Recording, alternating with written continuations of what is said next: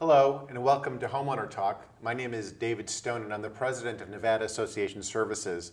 And this is my co-host, John Leach, who's a partner in the law firm of Leach, Johnson, Sung, and Gruco. Each episode we'll be here to talk with you about important homeowner topics, whether they involve homeowner association issues or homeowner maintenance problems. We, along with our guests, are here to provide you with useful information on these subjects. We do also want to encourage you to interact with us and our guests each episode. So if you would, please visit our website at homeownertalktv.com and send us your questions. We will try to answer as many of your questions as we can on the air and online. Now today on this show, we're going to be talking about bank foreclosures for homeowners associations with a variety of experts.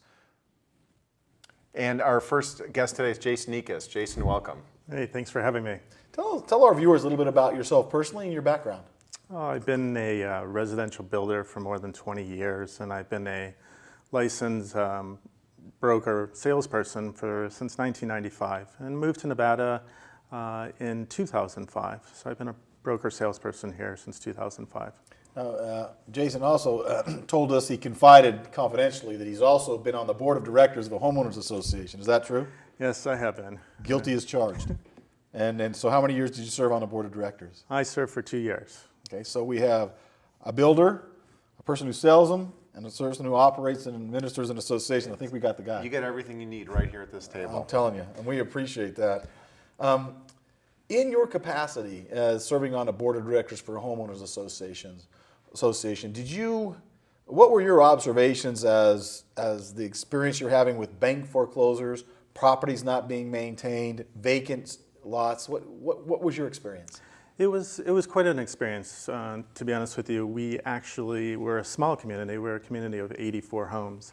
And I would say almost 10% of them, though, were going through some sort of short sale or bank foreclosure where they weren't keeping up the landscaping or keeping up the homes, and we were having to deal with that. And it was tough because we were a small gated community, and we continually try to have the banks work with us to get those properties back to the community standards. So it was interesting. And these properties, when they're foreclosed on, they don't always go to banks. I mean, they sometimes just go to investors. It's correct. And an investor usually may sit on the property and might not have the resources to go ahead and put the money into those properties. Well, and when a house gets foreclosed on, it might sit for a period of time before we even know who the owner is.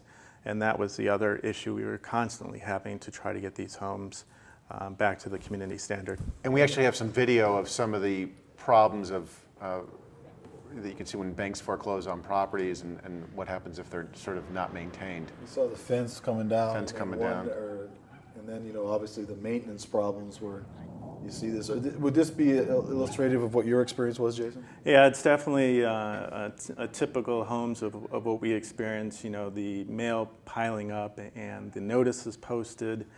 We even tried to put in some rules and regulation into our CC&Rs to have no signs, but it just became an issue of the dead landscaping. We tried watering the properties ourselves to keep the landscaping up as long as we could. And one of the issues is when the property's foreclosed on, whether it goes to a bank or a land speculator or an investor, they may not pay the assessments. So not only until they sell them. Correct. So not only do you have the money accruing unpaid, you get that type of unsightly situation in the associations. So back to the money part of it, how did foreclosures affect your association's bottom line, financial line? It was definitely a problem with our association. Luckily, we were still a strong community because we were a small community. And what we had to do was we had to raise the association dues $5 or $10 to keep pace with the houses that were getting foreclosed on and not paying. See, that poses the problem. Then what you have is that the person who is paying is now compensating for the one who's not. You have in your case, I guess 90% of the people paying for 100% of the debt, whereas we know other communities, and David, I know your experience, you've seen this a lot, where that number could be significantly less.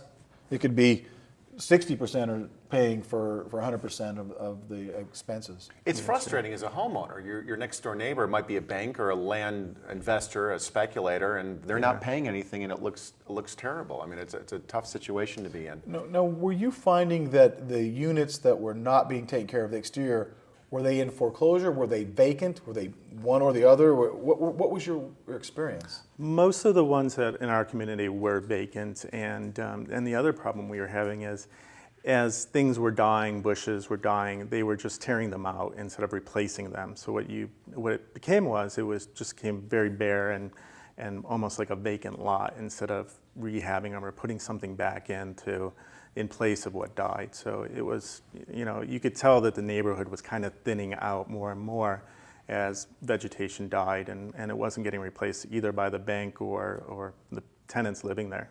Now, as a realtor, you also have a unique situation because you're also trying to market and sell and move property. It's true. And maybe you could share with our viewers the problems you experience in trying to market or sell a home when the house next door isn't being taken care of. Maybe you just share some of your thoughts. Yeah, it's true. I mean, I do mostly bank-owned foreclosure homes, so I work directly with the banks to sell their homes. And it's difficult when the home next door is abandoned and maybe has gotten broken into, or the vegetation has died in the landscaping. It's difficult to sell the home next door. The banks overall have a pretty good emphasis on the realtors to get those homes, get the landscaping replaced, start watering the property. We're mandated by the banks, almost every bank that I work for, to get those utilities back on and move forward. So they want to work with the associations. Their vision is to be the best home on the block. Whether that gets done or not with other agents who are representing other banks is, it's hard. So and it's a huge financial burden on the agent, because most of the agents are responsible for paying those upfront fees. So you have to definitely have the wherewithal to get that done. There's a common term out there, or an acronym, whatever, REO. Yes. We hear about that, and I thought it was a cookie, but I guess it's not. So maybe you could explain to our viewers what is REO? Basically, REO just stands for real estate owned, and it's bank owned or foreclosure. And it could have any one of those meanings to it, but it's just real estate owned is what the acronym means, and simply that. And so when the bank takes over the property, it's now listed on its REO properties. Correct. They then notify you and you start to market? Is that how that works? Yeah, first what we do is we go out and we're usually tasked to do several different things. And the first is an occupancy check to find out who's still living in the property. So it may be a tenant, it may be the former mortgagor, it could be just vacant. And then we have a certain allotted time to get that information back to the bank.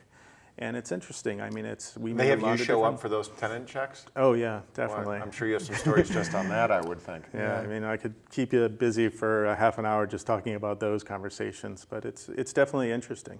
Now, you talked a little bit about some of the things that banks are trying to do. I know there's a lot of misconceptions out there. I think that a lot of people think, once it's bank owned, well, you'll never see it, it'll never be taken care of. But you were talking about how they try to get the utilities on, try to take care of things. They want it to look good. Are there other things that the banks are trying to do to work with the common interest communities and associations? Definitely. What they also task us to do immediately is to find out who those associations are, what the fees are there any violations, and so we can communicate to the association that, hey, look, we are the bank and we are going to come on and make it right. And to, as easily and as quickly as you can get us that information, we can relay it back to the bank to get the dues paid up in full and move forward. And it's very important to the bank to get that done. Are the associations working with you when you're able to get you get a body on there and you're talking about it? 'Cause I know a lot of times the association being concerned with not being able to get a bank rep, but with you guys intervening like that, it sounds like this is getting the communication going, and maybe we're going to get a lot of those problems solved a lot quicker. It's true. The thing to keep in mind is the associations are just overwhelmed, and us as realtors know that. So what we try to do is put it out there that, hey, we are here to help. And the communication, we're going to have better communication because things are going to definitely get worse. And I think it's interesting because they should look to us for help and to get that information done. You're an asset. You're helping make this thing much easier by getting involved and being right out the forefront. We appreciate that. Definitely. Thank you, Jason. We'll be right back with more on bank foreclosures. Please stay with us.